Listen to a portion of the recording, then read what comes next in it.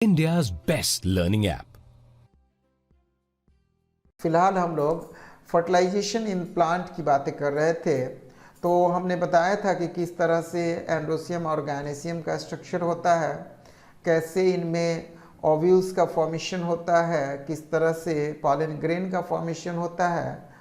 आज हम लोग जानेंगे कि ये पॉलन ग्रेन और जो ओव्यूल्स हैं उनके मैटिंग कैसे होंगे, वो आपस में मिलकर सीड का निर्माण कैसे करेंगे। छोटा सा टॉपिक है। पिछले क्लास में ही हमने बताया था कि इस फर्टिलाइजेशन के पूरे प्रोसेस को 1884 में स्टारबर्ग नामक एक साइंटिस्ट ने खोज किया था। 1884 में स्टारबर्ग नामक एक साइंटिस्ट ने खोज किया था और डिफाइन किया गया कि the fusion of to dissimilar sexual reproductive unit, यानी गैमिट्स के आपस में मिलना जो डिसिमिलर हैं, इसी को रिप्रोडक्शन कहा गया। Germination of pollen grain on the stigma and growth of the pollen tube. तो इस बात को आप समझ ही गए थे पिछले क्लास में कि किस तरह से पॉलन ग्रेन जो है स्टिग्मा के ऊपर पहुंचेगा और पहुंचने के बाद ये पानी को एब्जॉर्ब करेगा, यानी it will absorb the water and get swell up. इसके स्वेल अप करने के वजह से subsequent of the swelling, the mutual recognition and acceptance of the pollen grain, it will emerge an outgrowth and that will travel towards the ovary through the style। ये style से होते हुए ovary तक पहुंचने का जो अपनी सफ़र है उसको शुरू कर देगा और वहाँ से पॉलन ट्यूब ओव्यूल्स तक पहुँचेगा और ओव्यूल्स को फर्टिलाइज करेगा। ठीक है, फर्टिलाइज करेगा। अब ये जो पहुँचने का इनका रास्ता है ये दो तरह से होते हैं, यानी कि ओव्यूल्स तक पहुँचने का रास्ता जो है वो दो तरह के होते हैं। There are two routes by which they will reaches. पहला हमारा हो जाएगा पोरोगैमी और दूसरा हो जाएगा हमारा कैलिजोमोगेमी। तो आइए हम लोग सबसे पहले जानते हैं पोरोगेमी में क्या होगा।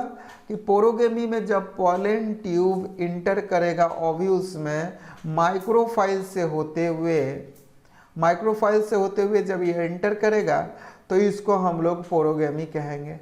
यानी when a pollen tube enters to the ovules through the micropyles, it is called porogamy.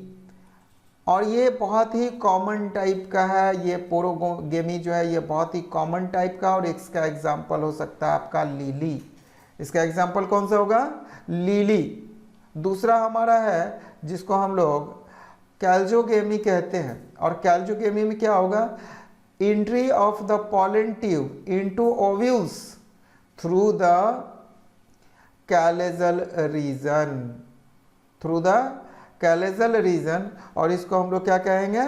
कैलेजोगेमी कहेंगे। ठीक है। अब इसकी जो बात हो रही है, जुगलैंस बेट्युलिना, ये इसको पहली बार देखे थे इस चीज को। इसका जो ये आप देख सकते हैं कि ये सारे प्लांट्स हैं। कौन कौन सा? केवसिरिनिया, जेगुलिनाज, बेतुला, ये सभी प्लांट्स हैं जिसमें कि कैल्जोगेमी की प्रोसेस होती है। और इसकी खोज कौन किए थे? ट्यूब इन 1981 इन केवसिरिना। तो ये केवसिरिना नामक एक प्लांट में इसकी खोज की गई थी। किनके द्वारा? तो ट्यूब के द्वारा। कब? 1981 में। तीसरा जो हमारा प्रोसेस है जिसके द्वारा ये इंटर करेगा, वो तीसरा प्रोसेस हमारा हो जाएगा जिसको हम लोग कहेंगे मेसोगेमी। मेसोगेमी में क्या होगा बच्चों? कि pollen tube enter to the ovules, pollen tube enters to the ovules. Mesogamy में हम लोग देखेंगे कि pollen tube enters to the ovules through its middle part. यानी मिडिल पार्ट क्या? इंटुगमेंट से होते हुए पहुंचेगा। तो तो जब इंटरमेंट से होते हुए पहुंचेगा तो इसको हम लोग मेसोगेमी कहेंगे। और इस मेसोगेमी का जो एग्जाम्पल हो जाएगा वो है कुकुरविता, पॉपुलस, इन सब में ये होता है। या कभी कभी ये फनिकल्स के द्वारा भी इंटर करता है। अब ये फनिकल्स के द्वारा इंटर करने वाला का एग्जाम्पल है आपका क्या, पिस्टासिया। तो पिस्टासिया नामक प्लांट में ये फनिकल के द्वारा इंटर करता है। कौन, ओव्यूल से इंटर करेगा, यानी कि जो पॉलन ग्रेन इंटर करेगा, यानी कि pollen grain enters यानी pollen tube enters to the ovules through the funicle in case of mesogamy, in case of mesogamy। तो इस तरह से आपके ये 3 प्रोसेसेज हैं जिनके द्वारा pollen tube इंटर करेगा, यानी pollen tube will reaches to the ovules। अब ये ओव्यूल्स के पास पहुंचकर उसका जो है पॉलिनेशन की प्रक्रियाओं को कंडक्ट करेंगे। तो यहाँ तो हम लोग इस बात को समझ गए। अब entry of pollen tube into the embryo sac, यानी अब एम्ब्रियो सैक के अंदर, ये तो स्टाइल की बातें हो गई। अब पॉलन सैक के अंदर आपका एंट्री कर रहा है कौन, तो पॉलन ट्यूब। कैसे एंट्री करेगा देखते हैं। Pollen tube enters to the embryo sac only from the micropylar end, micropylar end के जरिए ही यह पॉलन ट्यूब इंटर करेगा टू द एम्ब्रियो सैक। ठीक है। और ये जो pollen tube either passes between यहाँ देखिए बहुत इंपॉर्टेंट है इस बात को समझना। A pollen tube either passes between a synergids and the egg cell, या तो यह इंटर करेगा कहाँ से, passes between a synergids and the egg cell, और enter into one of the synergids through filiform apparatus।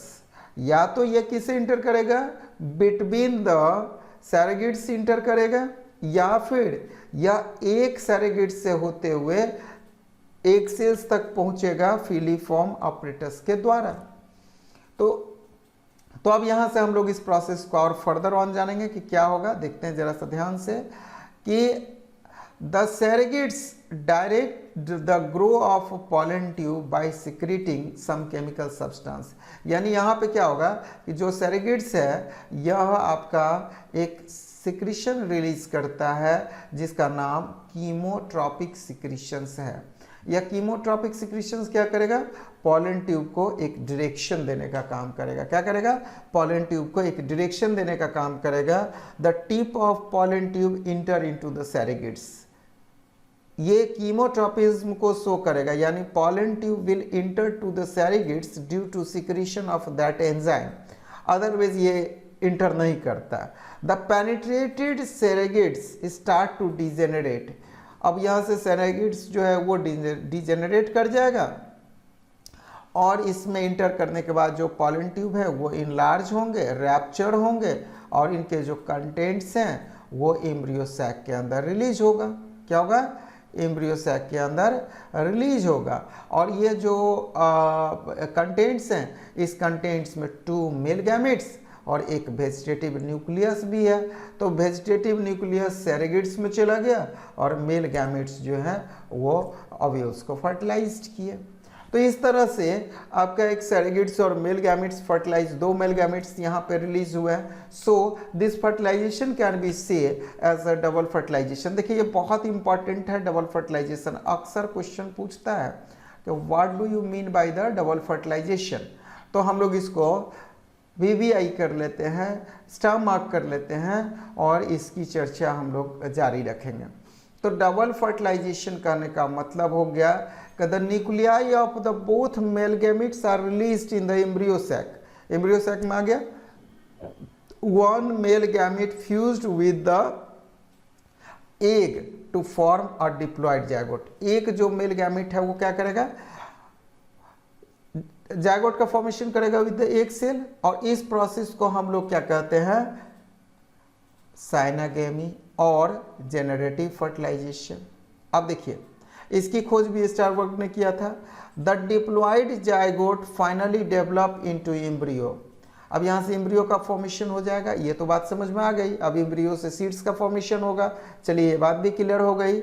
लेकिन दूसरा गैमेट का क्या होगा, तो the other mail gamete fused with 2 molar nuclei, दो पोलर न्यूक्लियाई है उसके साथ फर्टिलाइज करेगा, यानी सेकेंडरी न्यूक्लियस के साथ फर्टिलाइज करेगा, और यहाँ से ट्रिप्लॉइड प्राइमरी एंडोस्पर्म न्यूक्लियस का फॉर्मेशन करेगा। इसी प्रोसेस को हम लोग ट्रिपल फ्यूजन भी कहते हैं। चूंकि ये 2 बार रिप्रोडक्शन में 2 मेल गैमेट्स 2 बार फर्टिलाइज किया अलग अलग, इसलिए इस प्रोसेस को हम लोगों ने क्या कहा, डबल फर्टिलाइजेशन कहा। यानी these 2 acts of the fertilization, पहला में क्या हुआ, पहला में जेनरेटिव फर्टिलाइजेशन हुआ, यानी कि इसमें क्या हो गया, साइनोगेमी हो रहा है, यानी डिप्लॉयड जायगोट का फॉर्मेशन हो रहा है, एक मेल गैमेट एक फीमेल गैमेट के साथ मिक्स हो रहा है, तो मिक्स होकर के फॉर्मेशन कर रहा है। दूसरा मेल गैमेट जो है वह 2 पोलर न्यूक्लियाई के साथ मिल रहे हैं, और मिल करके जो है सो ट्रिप्लॉइड प्राइमरी एंडोस्पर्म न्यूक्लियस का फॉर्मेशन कर रहे हैं। तो यहाँ पे 2 एक्ट हो रहा है, इसलिए डबल फर्टिलाइजेशन। लेकिन 3 न्यूक्लियस का फर्टिलाइजेशन हो रहा है, इसलिए इसको ट्रिपल फ्यूजन कहेंगे, यानी 3 का फ्यूजन हो रहा है तो इसको ट्रिपल फ्यूजन कहेंगे।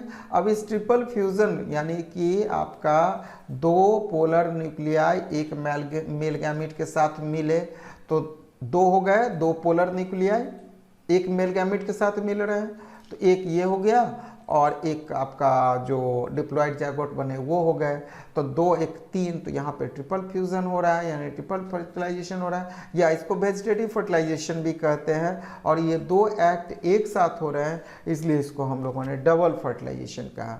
इस प्रोसेस की जो खोज है वह 1898 में एस.जी. नाउशिन नामक वैज्ञानिक ने किया था। कौन किया था, एस.जी. नाउशिन नामक वैज्ञानिक ने किया था। और साथ ही साथ किसमें किया था, तो ग्विनार्ड इन लीलियम।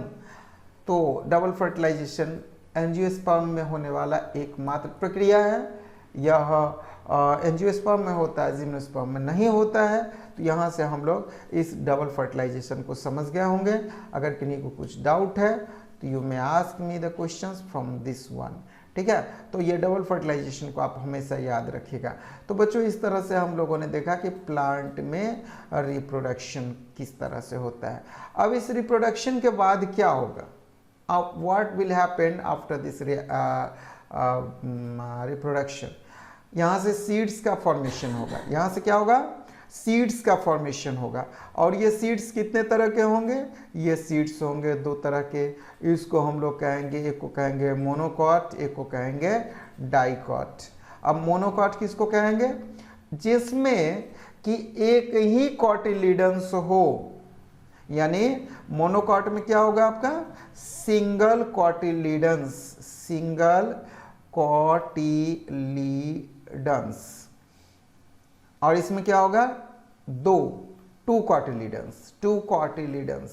अब आप सोच रहे होंगे कि ये कॉटिलिडन्स क्या होता है, तो वही आप एक बहुत आसानी से समझ सकते हो।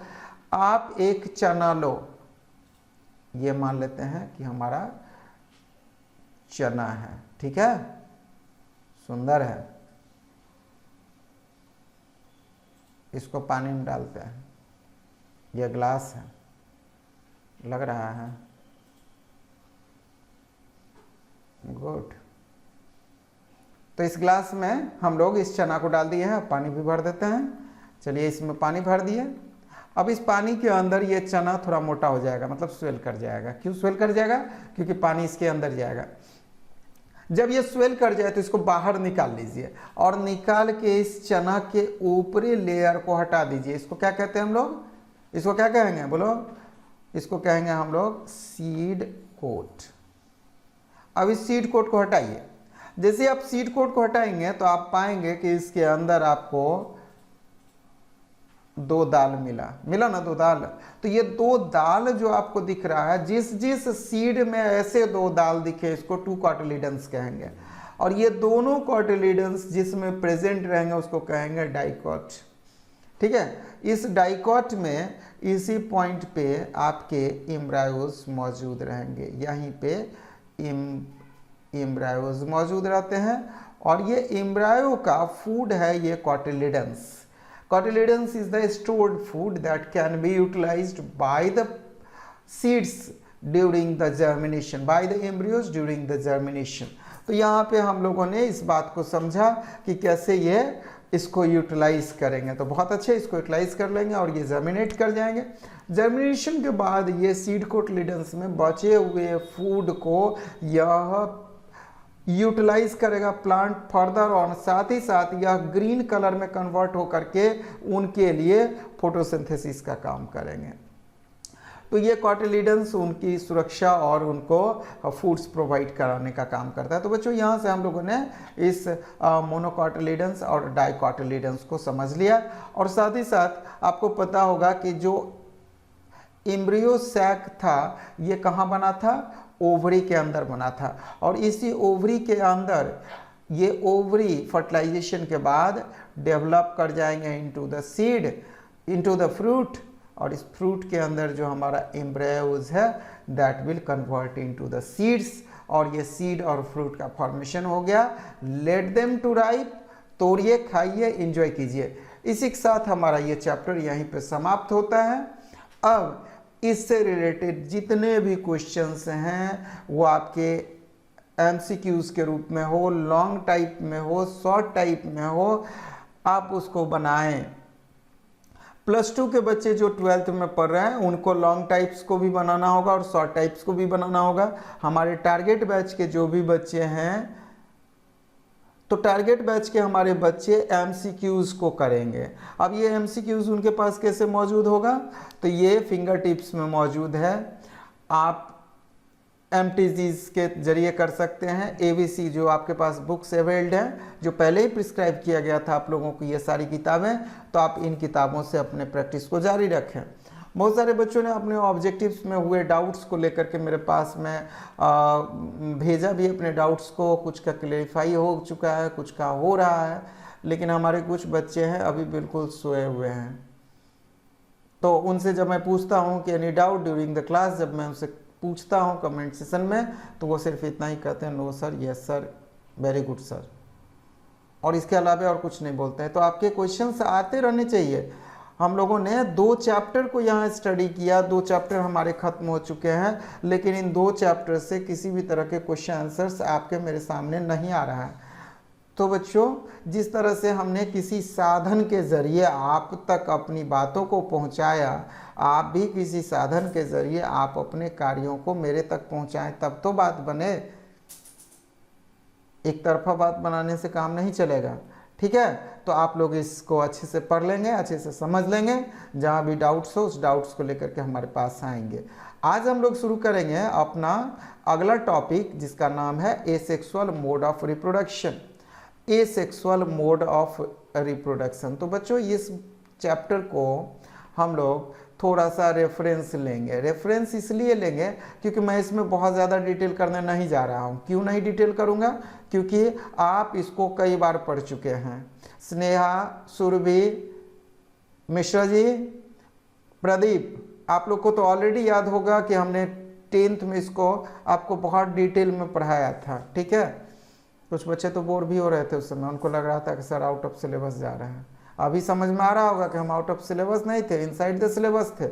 और हमारे जो भी बच्चे यहाँ बैठे हुए 11th के, जो 11th पास हैं, उनको पता होगा कि उनको भी ये बताया गया था डिटेल में। टेक्सोनॉमी के दरमियान बताया गया था। शशि प्रभाकर, याद करिए। तो चलिए अब आप बात को आगे बढ़ाते हैं और जानते हैं कि एसेक्सुअल मोड ऑफ रिप्रोडक्शन किसको कहते हैं। तो हम लोग यहाँ से कहेंगे कि type of reproduction in which no participation of the sex organs और गैमेट टेक्स प्लेस, यानी जहां ना गैमेट्स का पार्टिसिपेशन हो, ना जहां पे सेक्स ऑर्गन्स का पार्टिसिपेशन हो। यानी गैमेट भी यहाँ पे पार्टिसिपेट नहीं करेगा। भाई गैमेट क्या होता है, तो हम लोग कहेंगे कि gamete is the haploid gamete is the haploid cells get formed by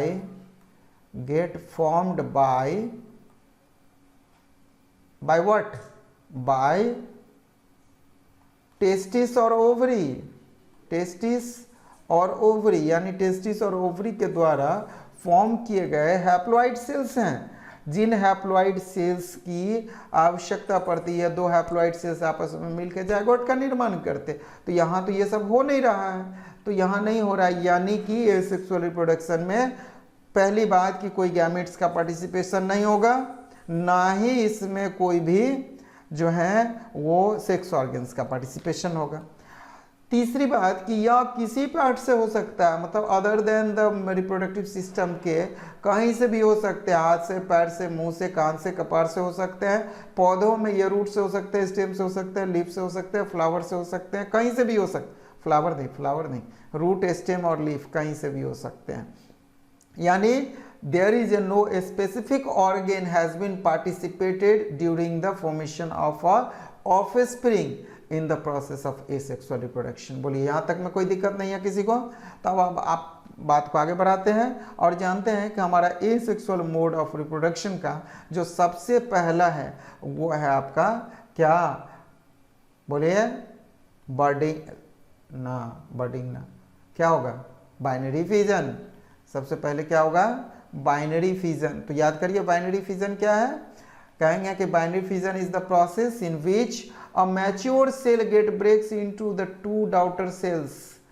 ये देखिए, ये डॉटर सेल्स में बन गया है बच्चों। यहाँ पे हमने डॉटर सेल्स क्यों कहा? तो डॉटर सेल इसलिए कहा क्योंकि यह यूनिसेलुलर सेल्स हैं, there is a no division of the level. तो आइए फिगर में देखते हैं कि किस तरह से इसमें एक मैच्योर सेल ब्रेक किया है दो टुकड़ों में। ये देखिए, ये पेरेंट सेल है, ये पेरेंट सेल मैच्योर्ड होने के बाद धीरे धीरे इनका बीच से ये सेंटर पे कर्व होते हैं, मतलब इनका सेंट्रिक होता है, और सेंट्रिक होने के बाद दो ऑफ स्प्रिंग सेल्स में कन्वर्ट हो गए हैं। तो इस ऑफ स्प्रिंग्स को हम डॉटर सेल्स के नाम से जानते हैं। डॉटर सेल कहने का मतलब है कि इनमें डिवीजन ऑफ लेवर्स तो नहीं होता है, दैट्स वाई इनको आइडेंटिफाई करना मेल या फीमेल के रूप में पॉसिबल नहीं होता है। तो एक कटसी बनी हुई है कि हम लोग शुरू से ऑफ स्प्रिंग को डॉटर सेल्स के रूप में कहते हैं।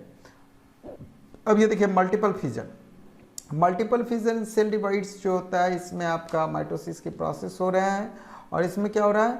एक parent cell get breaks into so many daughter cells in the adverse condition। ये एक बहुत ही एडवर्स कंडीशन में ये सिस्ट का फॉर्मेशन होगा, और सिस्ट के फॉर्मेशन के बाद जब फेवरेबल कंडीशन आएगा तो ये सारे के सारे जो न्यूक्लियाई हैं, मेनी स्मॉल न्यूक्लियाइज हैं, दैट विल कम्स आउट, और ये नए ऑफ स्प्रिंग्स का निर्माण करेंगे। तो इसको हम लोग मल्टीपल फिजन के नाम से जानेंगे।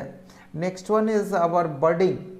तो बर्डिंग के बारे में हम लोग पहले भी चर्चा कर चुके हैं कि किस तरह से इसमें एक छोटा सा डाउट्स का फॉर्मेशन हो जाता है, यानी कि एक छोटा सा बर्ड का फॉर्मेशन हो जाता है। यहाँ पे देखिएगा, ये एक छोटा सा बर्ड का फॉर्मेशन हुआ है, और ये बर्ड धीरे धीरे ग्रेजुअली इट गेट इनलार्ज्ड, ये बड़ा होता चला गया, और एक खास अवस्था में पहुंचने के बाद ये यहाँ से डिटैच्ड हो जाएगा। देखिए, ये यहाँ से इस हिस्से से डिटैच्ड हो गया, और डिटैच्ड होकर अलग अलग हो गया। तो इस प्रोसेस को हम लोग क्या कहते हैं? Bud formation.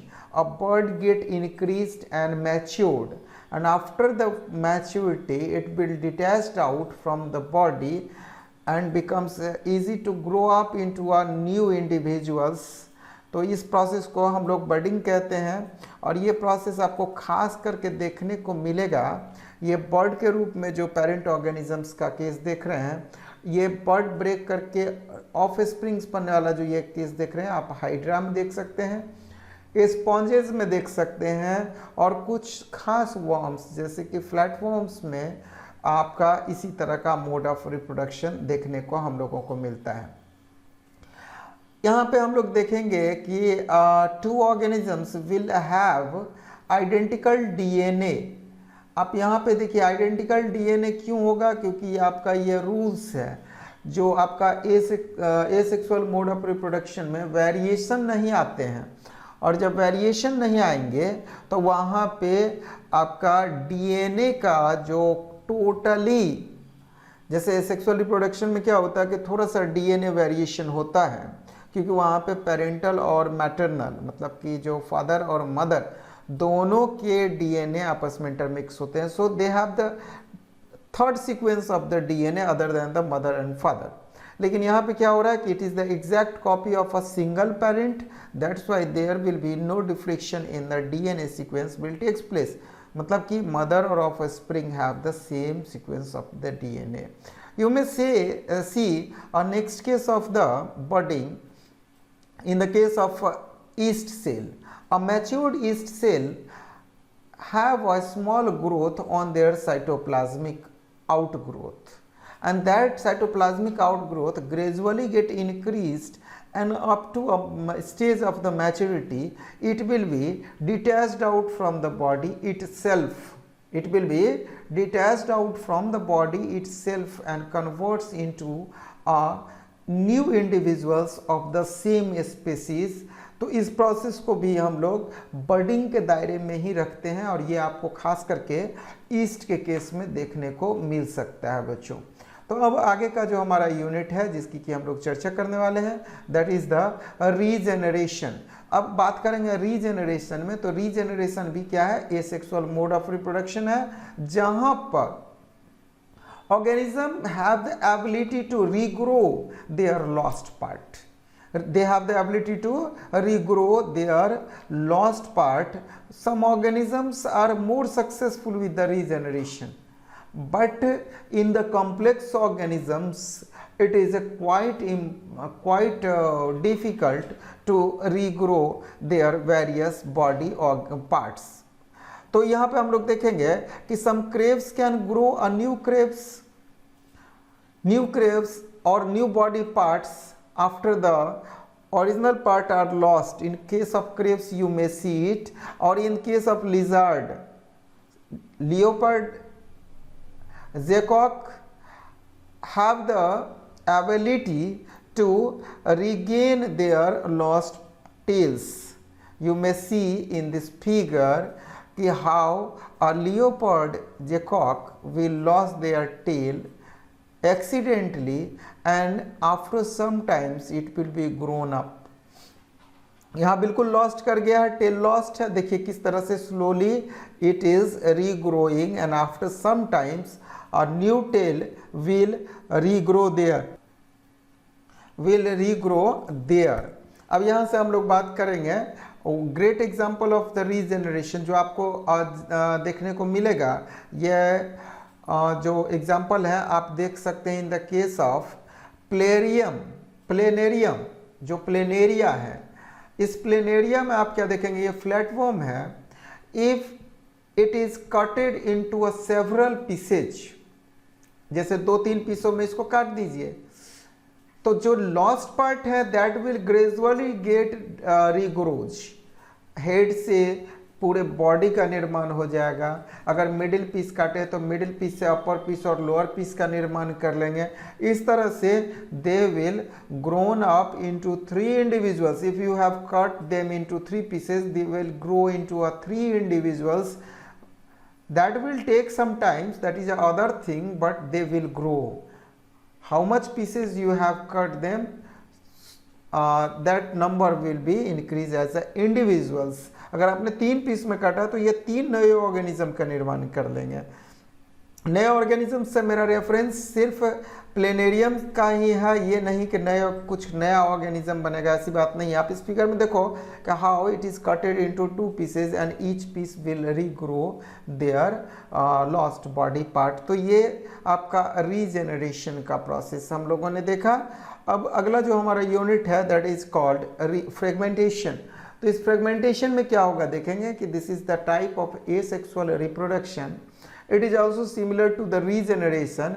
लेकिन यहाँ पे एक डिफरेंस क्या है कि डिफरेंस यहाँ पे ये है कि clear difference, regeneration, the parent organism can divide into many pieces and each piece will develop into a complete individuals। ये कहाँ देखा था हम लोगों ने, ये देखा था रीजेनरेशन में। लेकिन रिफ्रेगमेंटेशन में क्या होगा कि a body is breaks into the fragments and each fragment will grow a new individuals। Parent body नहीं ग्रो करेगा। यहाँ पे क्या हो रहा है, प्लेनेरिया के केस में हमने पेरेंट बॉडी को 3 पीसेज में काटा और 3 पीस से नए पीस का निर्माण हो गया। While in the case of spirogyra you will find कि parent body remains as it is and the renew of a spring will grow by from their body and remains attached unless a force, a physical force cannot unless the physical force is not separating them। तो यहाँ पे ये दोनों में अंतर क्या है कि एक में पेरेंट बॉडी ही डिवाइड करता है, लेकिन दूसरे केस में यानी फ्रेगमेंटेशन के केस में हम लोग देखेंगे कि पेरेंट बॉडी से ऑफ स्प्रिंग को डिटैच्ड किया जाएगा और डिटैच्ड होने की जगह पे नए ऑफ स्प्रिंग का निर्माण होगा। ठीक है, इसमें पेरेंट बॉडी नहीं डिवाइड करेगा। तो in case of the spirogyra you will see a spirogyra appears as a large ribbon like structures। There are so many parent body are attached together to form a long chain। तो ये एक long chain बनाते हैं जिसमें कि vacuoles located होता है, जिसमें कि न्यूक्लियस लोकेटेड होता है। तो इस तरह से हम लोग देखेंगे कि एक रेक्टेंगुलर सेल्स ज्वाइंट होते हैं आपस में और जुड़ करके एक लॉन्ग स्ट्रैंड या लॉन्ग फिलामेंट्स बना रहे हैं। देखिए ये एक पेरेंट सेल्स है और हर एक पेरेंट सेल्स आपस में जुड़ा हुआ है। ठीक है, ये पेरेंट सेल्स जुड़े हुए हैं और जुड़ करके एक लॉन्ग चेन का निर्माण करते हैं। अब सपोज करो कि आपकी इच्छा हुई कि हम जाकर के नदियों में, तालाब में, पोखर, कुआं, गड्ढा, नाला, नदी नाला, जहाँ भी पानी का सोर्सेज है, जहाँ स्पायरोगायरा मौजूद है, वहाँ जाकर के स्नान करें। आप वहाँ स्नान करने के लिए चले गए, आपकी मौजूदगी की वजह से पानी में एक वेव प्रोड्यूस्ड हुआ। उस वेव के कारण ये पेरेंट बॉडी के जो सेल्स हैं वो डिटैच्ड होकर के अलग अलग इंडिविजुअल्स में कन्वर्ट हो गए और each individual will grow into a new chain. Each individual will grow into a new chain। This process is called fragmentation। This process is called fragmentation और इसमें नए इंडिविजुअल्स का निर्माण होता है। ठीक है, आप इस चीज को देख सकते हैं। In case of the starfish, in case of starfish a new species can be developed when a starfish is cutted into 2 equal half। अगर आप इसको 2 इक्वल हाफ में काट देंगे तो it will grow into 2। It will grow into 2। इस तरह से ये 2 में कन्वर्ट हो जाएंगे। तो कुछ ऐसे हैं जो इसमें रीजेनरेशन होता है, कुछ ऐसे हैं जिसमें फ्रेगमेंटेशन होता है। तो आप इस तरह से इसको देख सकते हैं। नेक्स्ट एग्जांपल हमारा हो जाएगा that is the spore formation. आप ये केस स्पोर फॉर्मेशन वाला जो सिचुएशन है आप ये फंगस में देख सकते हैं। ठीक है, आप ये किस में देखेंगे, फंगस में, कि सीड की तरह इसमें स्पोर्स बनता है और ये स्पोर्स जो हैं वो फेवरेबल कंडीशन आते ही वो स्प्रेड कर जाएंगे और स्प्रेड करके आप इसको एक फिगर के माध्यम से समझें तो ज़्यादा क्लियर समझ में आ जाएगा। तो इसके लिए हम लोग क्या करते हैं, एक फिगर ड्रॉ करते हैं। ठीक है, आप इसको ध्यान से देखेंगे। ये देखिए, मान लेते हैं कि ये हमारा फंगी का बॉडी है। इस बॉडी के ऊपर इस तरह का एक हाइव का फॉर्मेशन होगा। क्या होगा, हाइव का फॉर्मेशन होगा और इस हाइव के ऊपर एक इस तरह का स्ट्रक्चर बनेगा और इस तरह के स्ट्रक्चर को हम लोग कहेंगे स्पोरेंजिया। क्या कहेंगे, स्पोरेंजिया। और इस स्पोरेंजिया के अंदर ये स्पोर्स का निर्माण होगा और जब फेवरेबल कंडीशन आएगा it will breaks and each spores will be grown out, spread out in the atmosphere, and whenever it will get a favorable condition they will grow there। तो इस तरह का एग्जांपल्स आप देख सकते हैं फंगी में, ग्रीन एल्गीज में, मॉल्ड्स में। some protozoans and ferns are also we reproduce like this। Scientist इस सब मानते हैं कि यह एबिलिटी बैक्टीरिया में भी है, स्पोरोलेट का यानी स्पोर्स फॉर्मेशन की एबिलिटी बैक्टीरियाज में भी पाए जाते हैं और वो इस माध्यम से एडवर्स कंडीशन में सरवाइव करते हैं। ठीक है, और साथ ही साथ हम लोग ये भी मानते हैं कि ये जो स्पोरेलेशन है इसका ये स्पोर्स के द्वारा जो रिप्रोडक्शन का जो मेथड है यह मेथड उनको डोरमेंट करता है, मतलब उनको सरवाइव कराता है जब तक उनके लिए फेवरेबल कंडीशंस ना आ जाएं। अब बैक्टीरिया में स्पोरेटुलेट्स का एक एग्जांपल देख सकते हैं कि इसमें 9 इंडो स्पोर्स का फॉर्मेशन हो सकता है, मतलब एक साथ 9 का फॉर्मेशन हो सकता है। मेटाबैक्टीरियम पाइलोस्पोरा के केस में आप देख सकते हैं, in the bacteria the cell produce spores at the poles, pole पे इसका फॉर्मेशन होगा। The spores divide to produce more spores and more spores will divide to for more then the more spores, और इस तरह से धीरे धीरे endospores बढ़ता जाएगा, they becomes matured and on coming a favorable condition that will breaks and the spores will be spread out in the atmosphere from where they will grow into other new individuals। तो आप इस तरह से spore formation के इस process को देख सकते हैं कि देखिए ये जर्मिनेटिंग इंडोस्पोर्स हैं जिसके अंदर जो है स्पेरुलेशन शुरू हो गया।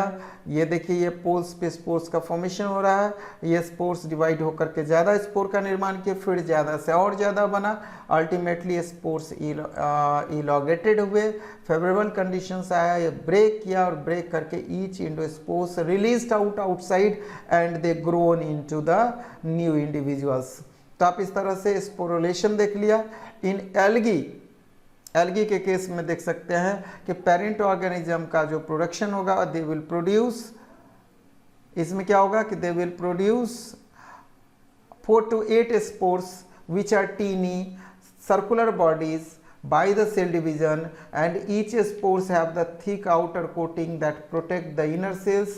और इस तरह से ये मोटाइल स्पोर्स होते हैं जो कि एक जगह से दूसरी जगह मूव कर सकते हैं और वो जो पेरेंटल ऑर्गेनिजम्स में प्रेजेंट रहते हैं, it will developed into the new individuals identical to the parents under the right condition.